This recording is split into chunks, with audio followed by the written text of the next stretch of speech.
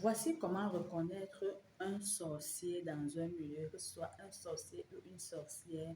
Voilà, voici comment reconnaître un sorcier dans un milieu. Le sorcier veut être au centre de tout, veut être au courant de tout. Le sorcier aimerait que tout passe par lui. S'il doit avoir une amitié, cette amitié-là, les fondements de cette amitié passent par le sorcier. S'il doit avoir une réconciliation, la réconciliation-là passe par le sorcier.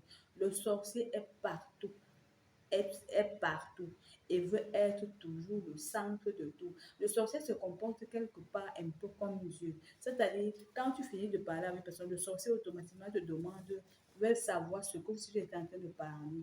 Le sorcier veut être le centre de la terre. Le sorcier se comporte un peu en quelque sorte comme un satellite.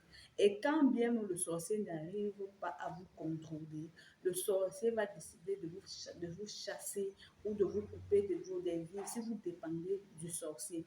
Donc, si vous avez un sorcier autour de vous, voilà comment on reconnaît un sorcier. Le sorcier veut être au parfum de tout. Aimerait qu'on lui colle la puce à l'oreille. Même que le problème concerne le sorcier ou pas. Le sorcier veut être au courant de cela.